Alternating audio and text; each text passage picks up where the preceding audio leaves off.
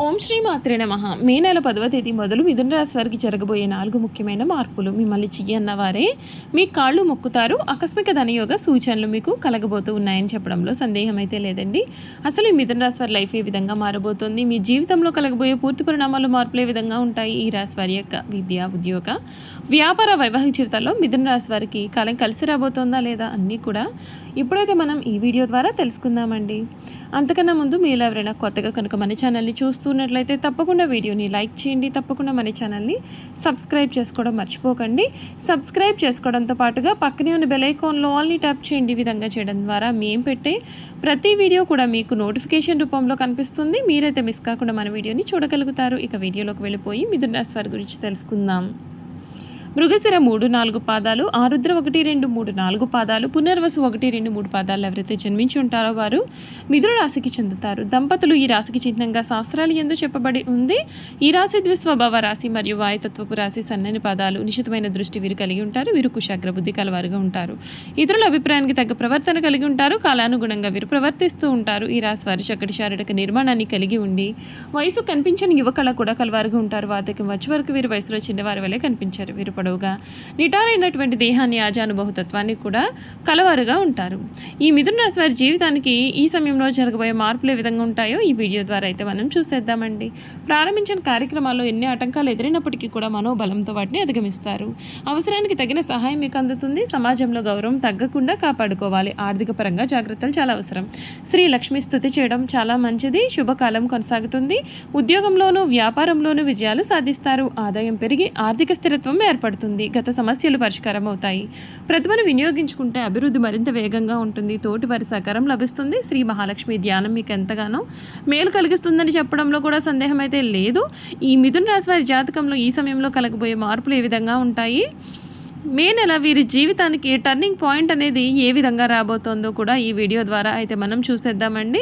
ఈ మిథున రాశి జాతకులు ఎవరైతే ఉన్నారో వారికి ఈ సమయంలో అన్ని విధాలుగా కూడా చక్కటి అనుకూలమైనటువంటి వాతావరణమే కనిపిస్తుంది.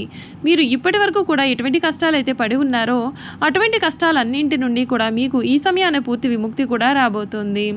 మీరు ఎటువంటి కోర్టు కేసులో కానీ ఇతరితర సమస్యలతో కానీ ఇబ్బందులు పడుతూ ఉన్నారా? అయితే ఈ సమయంలో వాటన్నింటి నుండి కూడా మీకు పూర్తి విముక్తి కూడా రాబోతోంది.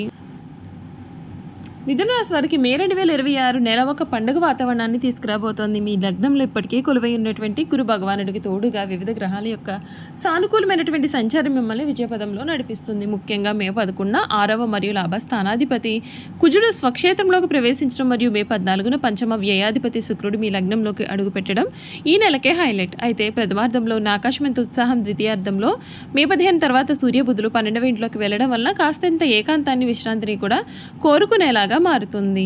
ఈ రాశి జాతకులకు కర్మస్థానంలో అంటే 10వ ఇంట్లో శని సంచారం కారణంగా మీ వృత్తి జీవితంలో బాధ్యతలు అనేవి ఎక్కువగా ఉంటాయి. అయితే నెల ప్రథమార్థంలో తృతీయ స్థానాధిపతి సూర్యుడు 11వ ఇంటి ఉచ్చ స్థితిలో ఉండడం, లగ్నాధిపతి బుధుడు కూడా అక్కడే ఉండడం చేత మీరు మీ ఆఫీస్లో ఎంతో ఉత్సాహంగా పనిచేయగలుగుతారు. మీ ఐడియాలకు ఒక అద్భుతమైనటువంటి గుర్తింపు కూడా కలుగుతుంది. ఉన్నతాధికారుల నుండి ప్రశంసలు లేదా ఇంక్రిమెంట్ కూడా అందుకుంటారు. మే 15 తర్వాత సూర్యుడు మరియు లగ్నాధిపతి బుధుడు 12వ స్థానమైన వృషభ రాశిలోకి ప్రవేశించడం చేత వాతావరణం కొద్దిగా మారుతుంది. తెరవెనుక రాజకీయాలు మిమ్మల్ని కాస్తంత ఇబ్బందులు గురిచేస్తాయి. అయితే ఈ గ్రహస్థితి బహుళజాతి సంస్థల్లో, ఎంఎన్సీ కంపెనీలో పనిచేసే వారికి, విదేశీ క్లయింట్లతో వ్యవహరించే వారికి కూడా గొప్ప అవకాశాలను అందిస్తుంది. ఆఫీస్ పని మీద దూర ప్రయాణాలు చేస్తూ సూచనలు కూడా మెండుగా ఉంటాయి.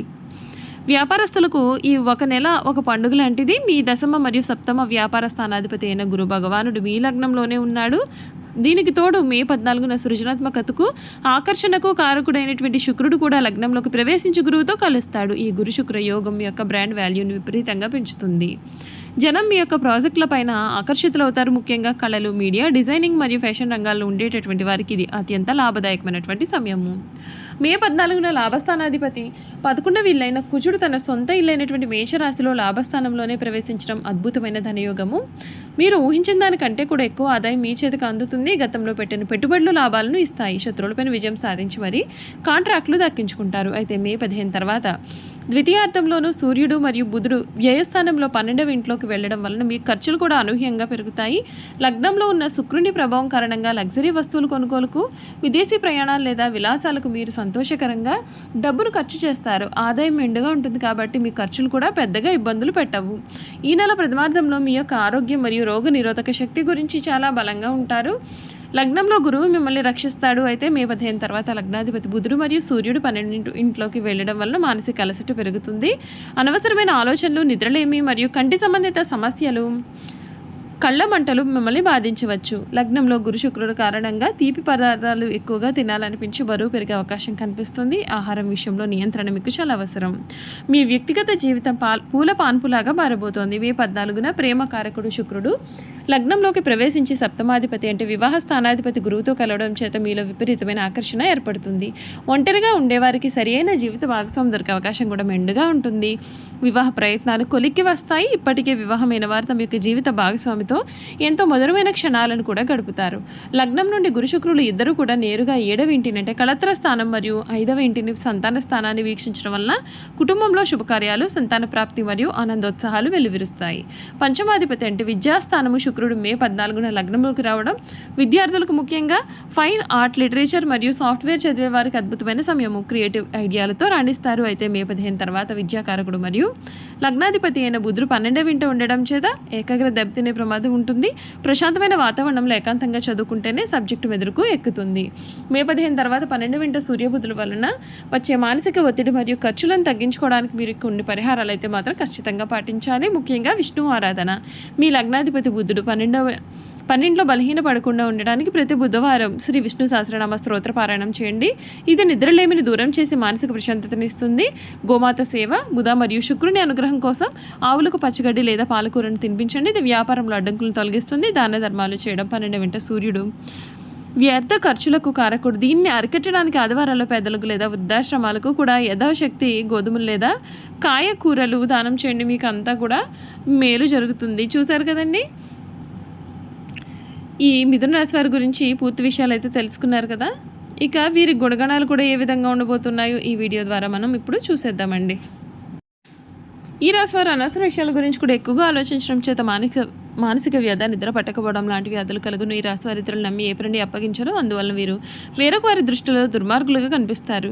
తమ మనసులో ఉన్న ఇతరులు కనిపెట్టనీయకుండా జాగ్రత్త పడతారు. ఇతరులకు వీరి గుట్టి తెలియకుండా దాచి వారి గుట్టును సులభంగా గ్రహించి సద్వినియోగం చేసుకుంటారు. అయితే ఇతరులను నమ్మించి మంచి మార్గంలో శిక్షణిస్తారు. కానీ వీరి చిరకాలం ఎవరిని నమ్మరు. ఇక వ్యాపార విషయానికి వస్తే వృత్తి మార్పిడి చేసి రకరకాల వ్యాపారాలు చేసి వీరు చక్కటి లాభాలు గడిస్తారు. రెండు పక్షముల నడుచు వ్యవహారం నుంచి చక్కదిద్దుకు తమ చాతుర్యంతో సరిదిద్దుతారు. న్యాయవాద వృత్తి, వార్తా ప్రసార వృత్తి, తంతి తపాల శాఖలు, ముద్రణాలయంలో టైపు షార్ట్ కావ్య రచనకు సంబంధించినటువంటి వృత్తులు ఎందు వీరు చక్కగా రాణిస్తారు. చూసారు కదండి, మిథున రాశి వారి గురించి తెలుసుకున్నారు కదా. ఈ వీడియో కనుక మీకు నచ్చినట్లయితే తప్పకుండా వీడియోను లైక్ చేయండి. తప్పకుండా మన ఛానల్ని సబ్స్క్రైబ్ చేసుకోవడం మర్చిపోకండి. సబ్స్క్రైబ్ చేసుకోవడంతో పాటుగా పక్కనే ఉన్న బెల్ ఐకాన్లో ఆల్ని ట్యాప్ చేయండి. ఈ విధంగా చేయడం ద్వారా మేము పెట్టే ప్రతి వీడియో కూడా మీకైతే నోటిఫికేషన్ రూపంలో కనిపిస్తుందండి. మీరు మిస్ కాకుండా మన వీడియోని చూడగలుగుతారు. Thank you for watching.